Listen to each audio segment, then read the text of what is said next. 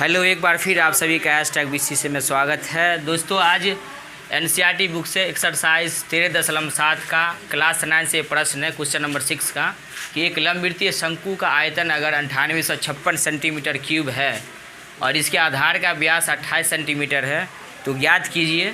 क्या सब ज्ञात करना है? नंबर 1, शंकु की ऊंचाई। दूसरा, शंकु की तिर्यक ऊंचाई जिसको L कहा जाता है। दोस्तों, शंकु की ऊंचाई को H कहा जाता है, L को तिर्यक ऊंचाई को L कहा जाता है, और वक्र पृष्ठ जो होता है उसको CSA कहा जाता है, कर्व सरफेस एरिया। तो ये सब हमें ज्ञात करना है। तो इसको ज्ञात करने के लिए क्या करना पड़ेगा? सबसे पहले प्रश्न में हम ये देखेंगे कि दिया क्या है, और उसके बाद ये देखना है कि जो दिया हुआ है उसके अकॉर्डिंग फार्मूला क्या आ जाता है। क्या वो हमें कहीं मिल पा रहा है? तो देखिए, आयतन दिया हुआ है 9856 सेंटीमीटर क्यूब और इसका व्यास दे दिया है शंकु का 28 सेंटीमीटर क्यूब। शंकु को CBSE में दोस्त कोण कहा जाता है, CO यानी कोण। और ये समझ लीजिए कि एक उल्टे आइसक्रीम के आकार का होता है शंकु। तो चलिए बनाते हैं प्रश्न को। शंकु का व्यास 28 सेंटीमीटर है, यानी इसका डायमीटर है D दिया हुआ है। तो R जो निकालेंगे, त्रिज्या जो इसका निकालेंगे, मतलब रेडियस, उसका हाफ कर देंगे। 28 का हाफ करने से कितना आ जाएगा? 14 सेंटीमीटर आ जाएगा। और शंकु का आयतन जब हमें प्रश्न में दे दिया 9856, इसको यहाँ लिख देंगे। शंकु का आयतन का फार्मूला लगाएंगे। फार्मूला क्या होता है? 1/3 पाई स्क्वायर H। तो 1/3 पाई स्क्वायर H यहाँ हो गया। अब कैलकुलेशन करना बाकी है। 1/3 लिख दीजिए। पाई का मान 22/7 होता है, या फिर 3.14।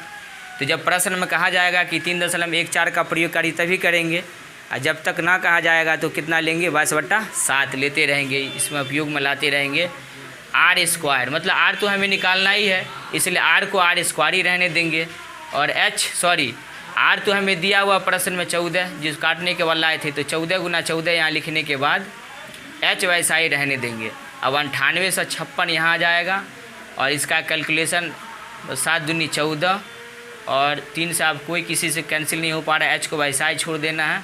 अब 9856 जो है, इसका नियम है कि अगर हम बराबर के इस साइड से हर का कोई उस पार ले जा रहे हैं, मतलब साइड चेंज करके हर का कुछ ले जा रहे हैं, तो जो हर में होता है ना, वो उस पार जाने के बाद क्या आ जाता है?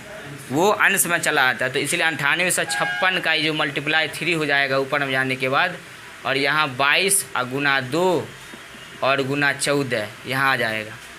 अब इसको कैंसिल करना है। कैंसिल करने का नियम है कि आप जितना आसानी से काट सकते हैं। अगर आपको अच्छा टैलेंट है तो आपके अपने हिसाब से 14 सत्ते 98, देखिए 14 से डायरेक्ट इसको हम काट सकते हैं। 14 सत्ते 98, और जब 2 अंक लेंगे तो यहाँ बीच में 0 लिखेंगे, और 14 चौक 56, यानी कि 14 से 704 बार में 9856 हो गया कैंसिल।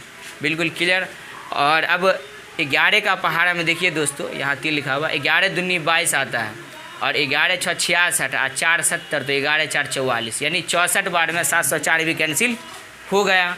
अब 32 दूनी 64, अब यहाँ भी 2 बचा हुआ है, तो ये 16 दूना 32।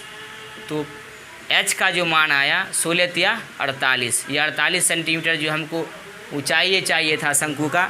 शंकु की ऊंचाई क्या होता है? शंकु की ऊंचाई ये बीच वाला जो पोर्शन होता है ना, वो ऊंचाई होता है, ये तिरछी ऊंचाई होता है, इसको L कहा जाता है। तो ये तो निकल गया अब मेरा। दूसरा निकालना है इसका L। तो L बराबर फार्मूला होता है √H का स्क्वायर प्लस R का स्क्वायर, मतलब H² प्लस R²। H निकाल के लाए हैं 48, तो 48 का स्क्वायर, और R आया है 28 का जो व्यास का हाफ लिए थे, तो 14। अब 48 का